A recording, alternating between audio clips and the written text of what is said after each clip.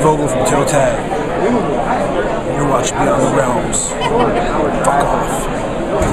Alright guys, welcome back to Beyond the Horrorsball. We are continuing our series here. No horror. Yes, no horror. We just did our comedies. Now we're going to do our 5 of our favorite dramas. Get serious. Yes. Not necessarily our all-time favorites. Jokes but 5 of our favorites, right? Yeah, that's right. How about you start, Headbanger? All right, I'm going to start with Nacho. No, wait, wrong list. This one actually could be considered. It's one of those on the fence. It's got some comedic elements, but I think overall, we discussed this pre-list. Yeah. It's Swingers, which Vincent Gallo and Vince Vaughn. That's right. I got Jon Favreau. Jon Favreau. Yeah. Which was like their breakthrough for both of them. Really. That's right. Yeah. Because Jon Favreau wrote and directed it. Yeah. And starred in it. And yeah, I love that film. That's a good one. It's like a really good buddy flick, you know, and like Heather Graham is in it. It's got a good cast. Good cast. What's his name? I forget his name. He ended up in Office Space. He was in it. The lead in Office Space. Oh, I know who you're talking about. Ron Livingston? Ron Livingston. He was in that film. Kind of like a breakthrough role for him. Yeah. And great writing, really witty. More drama, I'd say, than comedy. There's some funny. It has some good. It has a cool swinger soundtrack, which is great buddy flick. But chicks like it too. Like, It's a great story about like having a buddy that you care about, and ultimately it's about getting over a relationship. Oh, that's really what it's about, you know. Yeah. So love it. One of those ones I gotta watch like once a year. Yeah. I'm gonna go with There Will Be Blood. That's one of my favorites of all time. Daniel Day-Lewis. Yeah, my God. But Paul Thomas Anderson, he's definitely one of my favorite filmmakers, I'd say, in general. And just because, like, he makes good dramas, period. But I don't know, something about There Will Be Blood has always resonated with me. It's like, I don't know, even after my first viewing, I was just like mesmerized. Daniel Day-Lewis's performance, perhaps? That and the cinematography and Johnny Greenwood from Radiohead, his sound score. My God, it's real like just a dark, brooding film. Yeah, and it really is. Everything about it feels very European to me. Like I can see a lot of European films has that like slow atmosphere. Burn, It's not a film you would think would get the recognition that it got. Great. Really like a film like surprises you that Hollywood embraced that film. Yeah. Didn't they get Best Picture too? It was at least up for it, but didn't win, right? Well, Daniel Day-Lewis got Best Actor. Okay, so I don't think the film won, but it was up for it. I don't think it did, but still, I mean, as much recognition it got, you wouldn't think, you know, when you watch it. It's like, wow, it's not a very Hollywood film. No way. It's more what you think it would fly under the radar, and it didn't. You know, it was like actually a pretty good hit. Oh yeah. It was also Kubrickian in a way, which is like it was surreal. It had a surrealist element to it. Yeah, love the film. Yeah, that's one of my. I mean, I watch that. Like, in fact, it's getting the time of year where I need to watch it again. Right from the first scene. Like, you're just like right into it. You know, it really is. It is the type of film that draws from start to finish. Another film I think that really is the type of film that will draw you in from the opening scene, No Country for Old Men. Oh! I mean, it'd be a good film to watch after that. That's a good double feature, because they're the same tone. Yeah. Because, I mean, you know, another Coen Brothers film, which are brought up in the comedies, man, this film is just so amazing to me, you know, how it starts, you know, it's just, you know, showing a cop, it's the dialogue over top of it and everything. Then he finds this money. He thinks he can just get away with it. And then, you know, how the silent killer, it's basically like a death embodiment coming after him. You know, Javier Bardem is just so incredible in this film. I mean, one of the best bad guy roles ever, man. And it's so subtle, too. Like, the thing that I love about this film that surprised me the most is, like, some of the most quietest scenes in the movie are so intense. You know what I mean? Like the part where he's sneaking up on him in the hotel when he's got the beeper on him, you know, and he doesn't know it, and he's walking up to the door right before he shoots the door. It's so intense and it's so quiet. Yeah, that movie is really quiet, but one of the most intense movies. A lot of subtleties. I respect so much the way that film was made. It's so incredible. Oh yeah, very like subdued. Minimalist. Yeah, exactly. It totally, which isn't for everybody. No, and it's really like, in my opinion, I think it's like one of the last great Oscar-winning Best Picture films. As far as one, it's like, okay, I generally dislike the Oscars. I do too. Hollywood, as far as like, it's kind of like that, and that you're surprised that Hollywood would embrace it because it's so dark. Yeah, I don't think it's very Hollywood. It's not Hollywood film. Yeah, well, actually, the Academy, you know what they said? They There Will Be Blood and No Country were nominated, and they were like, they told I think the Coen Brothers or something. They're like, we just don't know which one we want to pick the least or something because they were both so terrible. Yeah, I mean because they didn't want to pick either one because they were just so dark compared to. Was that the same year? Yeah, that was the same year. 2008. Yeah. And what's funny is also I always thought There Will Be Blood was like 2010. No, they were both nominated the same year. I thought they were different years. No, it was. Yeah. And what's funny too is like they both shot around the same place in Texas. Oh wow, they would go great as a double feature. Yeah, it's like a Western style. Yes, and I mean that was one where he came back. Yeah, that was like brought it back. Like after Grindhouse. Yeah. It was like nowhere. Yeah. I mean, really. Like he did Grindhouse. Grindhouse was like the one where it was like, wow, Josh Brolin, cool. It was cool, but this was the one that was no one really wow, cared that he was. It was like. But then, and it really showed his acting chops in it. He's which he did in Goonies too. Oh yeah. Oh man. Oh yeah. Yeah, that was his start. So what do you have? From me. Let's see here. Glory, Civil War movie. You guys seen that? Nope. No. Damn it. I hope someone out there has seen any of the movies that I brought up. This was actually, I don't know if the film was up for Best Picture that year, but Denzel Washington won Best Supporting Actor for this role, and it stars Matthew Broderick, who I'm really not a fan of, other than Ferris Bueller. Yeah, like, I'm really not a fan of. I'm really not either, man. I really can't think of much. That's what's cool about it. Completely dramatic role. He actually plays the regiment captain, and he's fantastic. And basically, the story is about the first ever all-black regiment, in the Civil War, and what they had to deal with. It's a brilliant movie. Morgan Freeman's in it. Denzel Washington won Academy Award. Cool thing is, a lot of people knock this guy. I love him. Cary Elwes.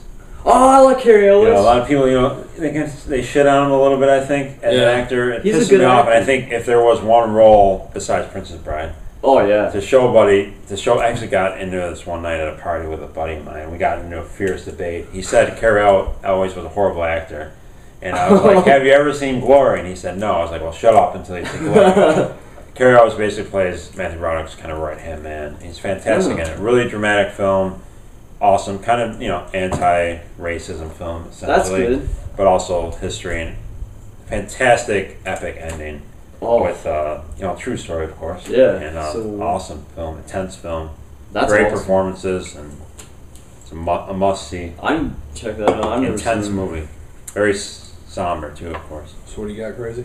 American History X. Oh man, I love that movie. Great film. Another film that just starts out with a scene that just pulls you right with in. the bang. Yeah. Man, yeah, and Edward Norton is just unbelievable in that movie. Yeah, love it. I mean, and just like all together, I think that's just a great movie, and the message is good too. It's not. That'd be a great double feature with Glory, because kind of the anti-racism. Yeah, and it doesn't beat you like it's not cheap, it's not corny. Like Higher Learning came out that year, and I thought it was just way too much with like the message in it that I didn't like. Yeah. But American History X had like not like I mean it just about against hate is like totally like that was what it was preaching, and I totally agree with that. It's intense too, like brutal. Right? Oh yeah. The curb stomp. Oh, the shower scene. The first scene, yeah. Oh.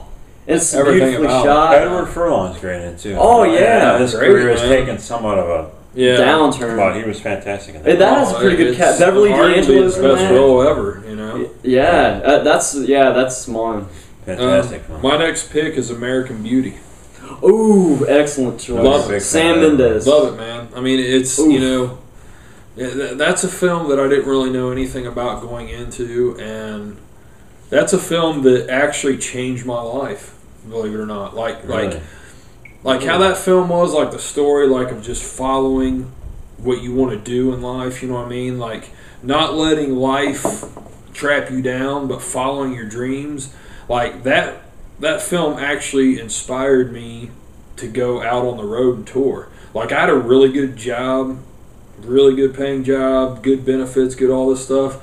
Well, I had an opportunity to move to Tennessee, go out on the road, sell merchandise, work in the music industry, and that's always been my dream. So that film actually inspired me to take that risk and go do that. You know, I went from a good, secure job to go out on the road with something that's not secure, and American Beauty totally inspired That's that, man. awesome, man. And that film, that's why I love that film so much, man. It's just, it's another film that's just a really different type drama, you know? I mean, and just, I don't know, man, just the way everything turns out in that film just always blew me away. Did that win Best Picture?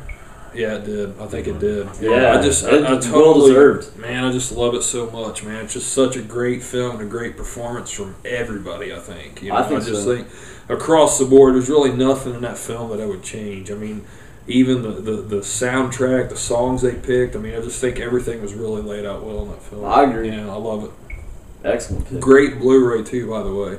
The Sapphire Series Blu-ray from Universal is excellent. Get it. Yes. All right, your turn. That's perfect that you did that one, because that will lead perfect into mine. My next one. I'll piggyback what he said. This film changed my life at a young age in kind of similar ways, although I couldn't do anything at the time as dramatic as you, because I was much younger at the time, but it would have been Dead Poets Society, which at the time it came out, I believe I was probably like 11 or 12 years old. But for everyone who's seen it, essentially the big message of that film is Carpe Diem, seize the day. And ever since I saw that movie, you know, I try to live by those words, and it got me big time into reading literature and poetry and philosophy, like big time, just because of that movie. Getting into poets that to this day I love, and just reading, expanding your mind, and just living life to the fullest. And I was never to this day I'm not really a big Robin Williams fan, but he was just brilliant in that movie. Again, kind of taking a comic and putting him into a dramatic role, and I thought he was just amazing in that film. And Ethan Hawke, another guy, not really big on him other than Sinister. Yeah. But amazing in that film. I mean, I saw that in the theater multiple times. I think probably like 7, 8 times in the theater with my sister, but just affected me at a young age, made me want to read, seek out old school literature, and just like changed my life. Yeah, that's awesome. Just the whole Carpe Diem attitude, and the way that film ends is just unbelievable. Oh, Captain, My Captain. Oh, and, that's I think actually Ron Williams won supporting actor, I believe, for that. So another Oscar. Yeah, love it. Winner. Yeah, arguably my favorite film of all time. That's great, man. What do you have, Crazy? Fargo. Oh man, yeah. Well, that's Coen Brothers is really like dominating. It shows how diverse they are as directors. Yeah. We're talking about dramas and it's a funny, it's a quirky movie too, but it's also dramatic. I mean, it could be on one of those. A lot of comedy in it too. Yeah, but it's also very dramatic too. Yeah. Mm-hmm. And that's, I mean, I don't know. I love how quirky it is. It takes a very violent turn. How dark it is. That's where the drama comes in. Yeah, exactly. Because it is. I mean, you're laughing at it, and you don't really know how to take that film the first time you see it. Like, should I laugh or should I? Really, it's a tragic movie. Yeah. I mean, when you think about all the stuff that comes down, the whole big death scene with the wood chipper. Just crazy stuff. And why the circumstances are just. That's why. What was her name? The lead actress. I think she Frances won. McDormand. Yeah, she's done several Coen Brother films. Yeah, I think she did too. Yeah, that was kind of a late in her career breakthrough role. That was up there in age. Yeah. That really was like a breakthrough. Yeah, like she wasn't really known before that, and she was probably in her 40s when she won that. She was. My next pick is 1968 Best Picture, In the Heat of the Night. Sidney Poitier. You ever seen that? It's basically about. That once a long time ago. Yeah, it's really awesome film that really deals with racism. It's like the first film to really tackle that issue. You know, when stuff was really still heated in that time period in the '60s. Sidney Poitier, I'm pretty sure it's Poitier. But basically, he is sent to investigate this murder in Alabama, and he he's put in contact with this bigoted sheriff, and he deals with a lot of racism or a lot of issues, and it's just it's like I said, man, it really deals with a lot of the issues that were really prevalent, very prevalent at that time. I mean, they still It was are a nowadays. controversial film. Yeah, very controversial film, and he also, I'm pretty sure he won Best Actor, which was like huge at that time. Yeah, it was like a time. very controversial That was thing. controversial, right? And I mean, just it's a very good drama film. I mean, there's nothing real over the top or crazy in it that you would maybe think it would It's a be for pure being drama. for being like a race type film. But I mean, everything in it, like between the bigoted sheriff, which I can't think of his name, Sidney. It's just there's a lot of great dialogue between those two, and how he's basically trying to like screw over Sidney in the film, but like they end up working together and stuff. I mean, it's really cool. It's a great film. I need to see that. Great that film. sounds good too. Yeah. Classic. Yeah. Next one is a film called Cadence. Heard of it. I've heard of that one. Heard of that one? Yes, I have heard. Not seen it, or at least heard of that one. Much like kind of some of these other films which have like actors that I'm not typically fans of. It's kind of like Robin Williams, Matthew Broderick. This one stars, of all people, Charlie Sheen. Charlie Sheen? Yeah. Whoa. And he is absolutely, I think Shelley's seen this film. Yes. He is absolutely amazing in this Very film. good. Really? Whoa. Like this film, I'll admit it, because real men admit this, actually choked me up at the end of this film. I mean, it's like basically kind of another one involving race. He's in a military stockade, military prison, basically all these people, and he gets thrown in with a bunch of black guys, and basically they try to rehabilitate them while they're in this military prison.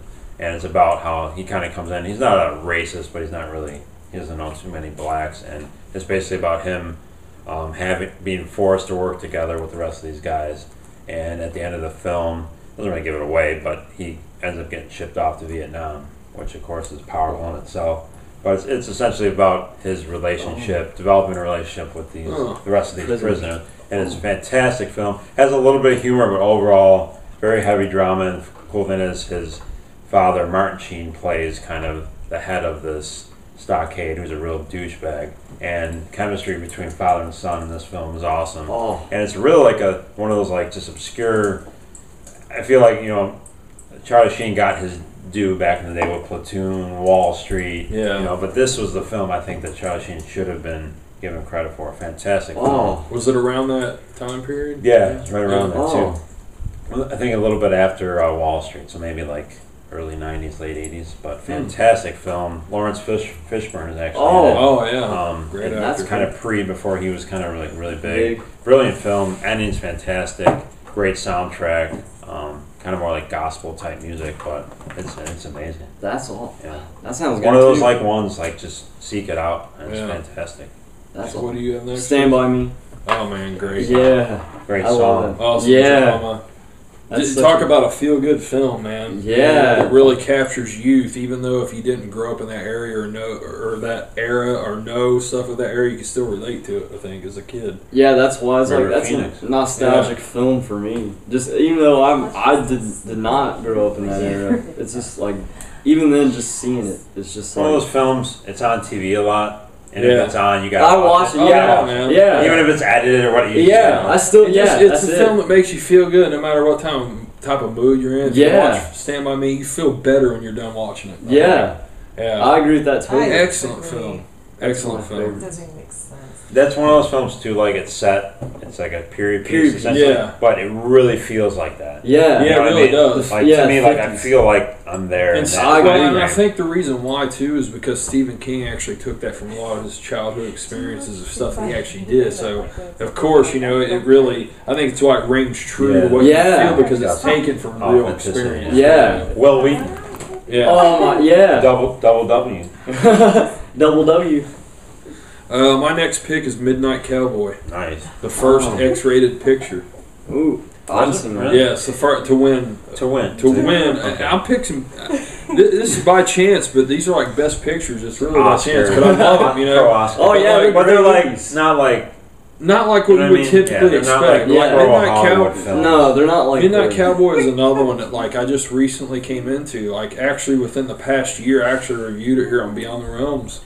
the first time I saw it, and I was just like floored by the movie. Like I could not believe how much I love the film. Like it's really truly incredible. It's about this cowboy that goes to New York with big dreams, and he's really naive. Played by John Voight. Oh, and excellent. He goes and he meets up with this hustler, kind of like crooked type guy, which is played by Dustin Hoffman.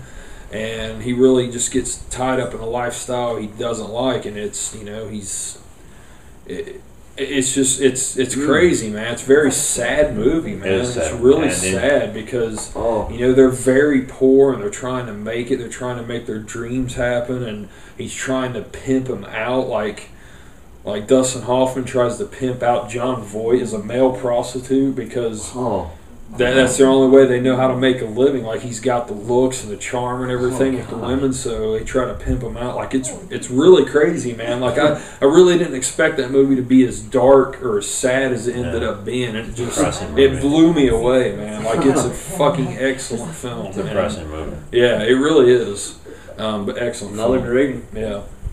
Our last one. Last one. This is kind of we talked about before.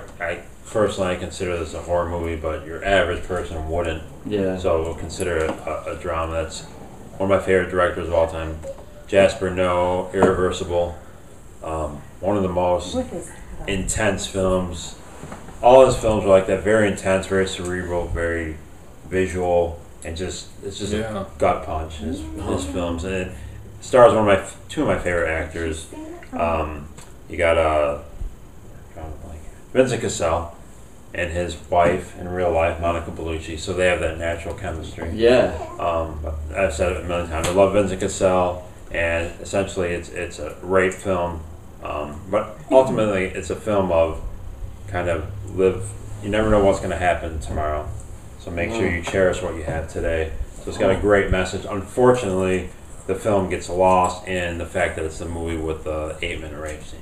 Unfortunately, that's what everybody knows it as. The thing about it is, and it gets lumped in as an exploitation film, but it's really not, because that 8-minute rape scene is the whole key to the power of the whole film. Yeah. And it needs to be. That's the thing with like rapes in films. It's sugar coated.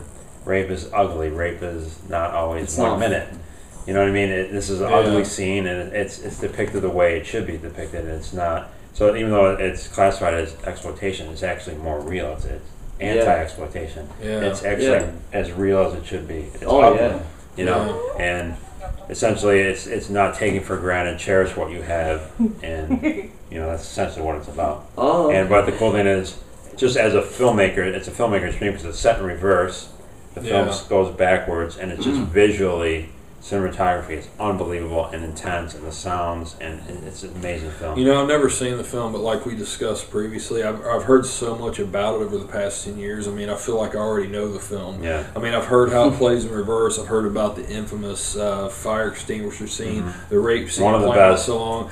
Like, I really need to see it. Yeah, I really need to see it. It's a film that I've always kind of bypassed. I picked it up a few times, almost got it, and like, I don't know. Because, films like that, man, they take a certain frame of mind and a certain time of your life to watch. Like, you really have to prepare yourself for something like that, I think. I mean, even not seeing it, I know, it's that type of film. It's a film I'll eventually see, and I already respect it because of how much I've heard great things about it, Heard a lot of great things about both the films. I want to see it too. And it's too, like, you think it'd be one of those, like, you see it once and then that's it. I actually have seen it half a dozen times, and I love it more every time I see it. Yeah. And there's actually, like, some really, like, heartfelt, actually some funny scenes in it. Yeah. Like, it's so well done. Vincent Cassel and Monica Bellucci are just brilliant in it. That's great. That's another one I would put on my list to see. And Last one. Requiem for a Dream. Oh man, that almost made my list. So I like Darren Aronofsky. Darren Aronofsky, he's my he favorite makes great Hollywood dramas. director. I think he's a perfect director that it surprised me that Hollywood has embraced. Because he doesn't make expensive films either. He's on the independent side of mainstream. Yeah. That's the best way I would describe. He's very similar to Jasper Noe, intense films. Oh yeah, every single one of them, like Requiem, The Fountain. That's an underrated movie. Yeah. Pie.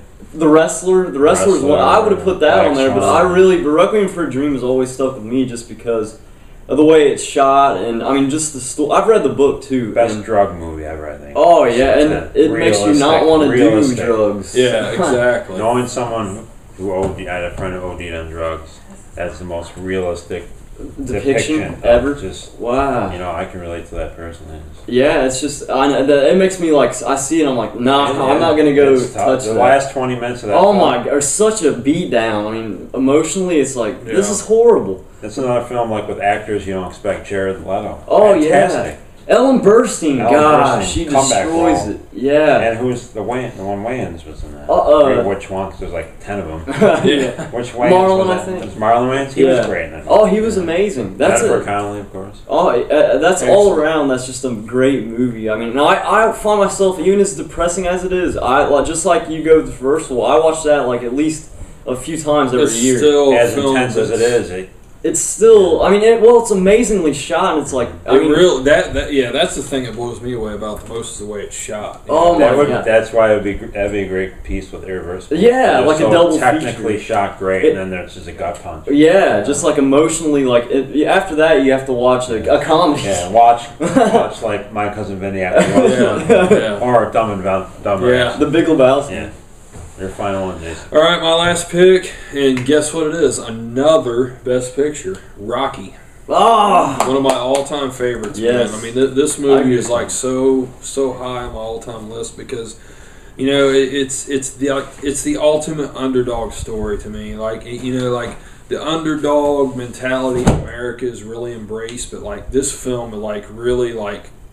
It almost seems like this set it in motion. That whole like movement of following the underdog. Like it really seems that way to me. I don't know, but I just always really love this film. There's just a great charm to it.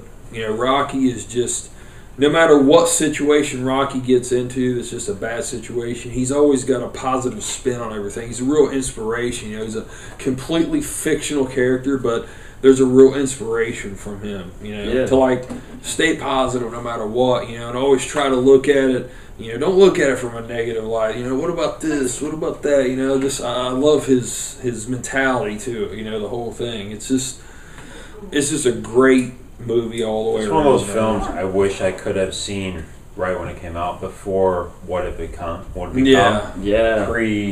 After it blew up, I think you know what I mean? To see it in its purest form, I think would have been great. Yeah. You know, because I can't imagine how great that would have been. You know, in theaters. Exactly. As just a single film. If you detach yourself from what it became, I think that would have been even more powerful. Yeah, I agree. Knowing what Rocky would end up being, you know, and they got less and less, I think, as they went on. But because it started to lose the power. Yeah, classic film.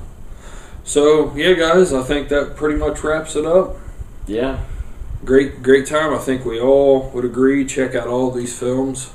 Seek them out. You'll have a great time, right? Just buy them. Yeah, that's right. So, yeah, guys, we appreciate you watching. You all have a good one. Later.